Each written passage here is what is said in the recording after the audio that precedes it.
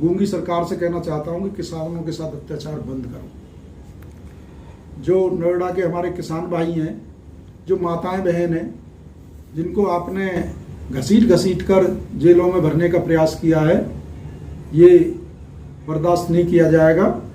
और आज़ाद समाज पार्टी और भीम आर्मी, यदि आपने किसानों को रिहा नहीं किया तो बड़ा आंदोलन होगा।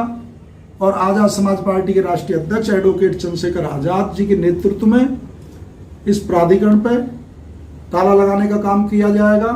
यदि आप किसानों के काम नहीं करोगे तो हमें आपकी कोई आवश्यकता नहीं। आप अपनी इस दुकान को, इस प्रॉपर्टी डीलिंग की दुकान को कहीं और जाकर खोल लें।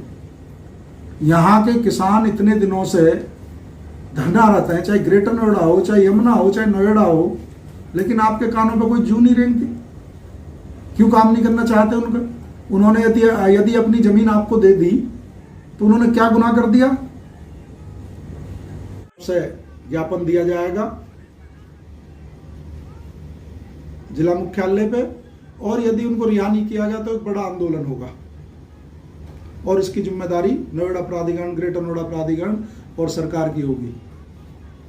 ये शोषण बिल्कुल बर्दाश्त नहीं होगा। क्यों आप गांव की आबादियों का निस्तारण नहीं करते? क्यों उनके घरों को क्यों नहीं छोड़ना चाहते? जांच करनी है तो यहाँ के अधिकारियों की कीजिए ना।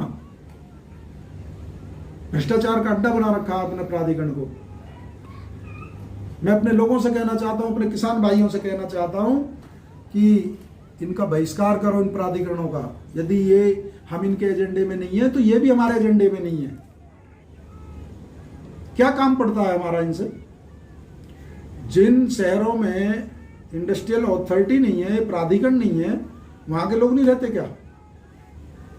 ये नए नए नियम, जन विरोधी नियम, किसानों को परेशान करने के लिए नियम, पुश्तैनी, गैर पुश्तैनी, नए नए कानून बनाते हैं जो ना देश की संसद के द्वारा आज तक कोई पास हुआ, ना कोई विधानसभा में पास हुआ।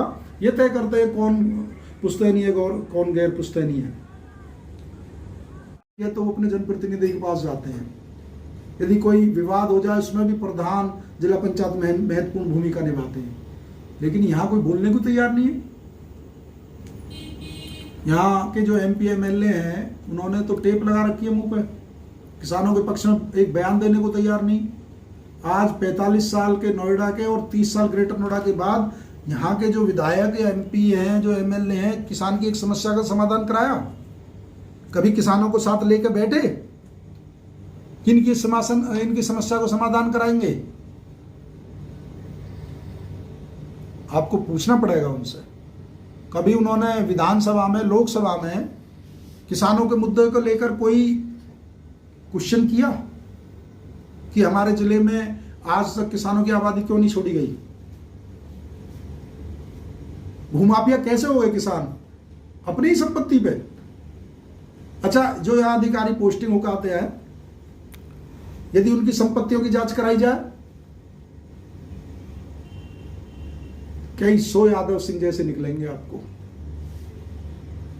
ये कहां से जमीन लेकर आए थे? 1-1 हजार की कोठी, 1-1 हजार गज नोएडा में कोठी में 500 मीटर की कोठी का मतलब आप समझ रहे हैं? 10 करोड़ 5 करोड़ से कम की नहीं है। इनकी तनख्वाह से खरीद ली इन्होंने। इनकी संपत्तियों की जांच होनी चाहिए। जितने अधिकारी नोएडा, ग्रेटर नोएडा में बैठे हैं, इनकी संपत्ति की कोई जांच करने को तैयार नहीं। सरकार ने आंख में बंद कर रखी है। किसान की आबादी की जांच होगी, किसान की SIT के द्वारा उसकी जांचों को लंबित आज तक 5 साल सरकार के हो गए। किसान का भी इन्होंने बैकलीज नहीं किया, उसे 6% के प्लॉट नहीं दिए। क्यों नहीं दिए? क्योंकि यहाँ के जो जनप्रतिनिधि हैं वो, और जो सरकार है, मुझे लगता है कि किसान उनके एजेंडे में नहीं है। आवाज आ रही है आपको? बहुत महत्वपूर्ण को लेकर आज लाइव आना चाह रहे थे, तो आवाज क्लियर है?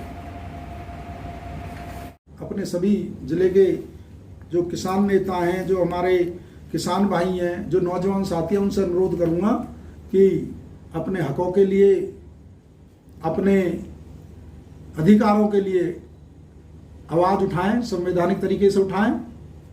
क्योंकि किसी शायर ने कहा है कि केवल सांस लेने को जिंदा रहना नहीं कहते।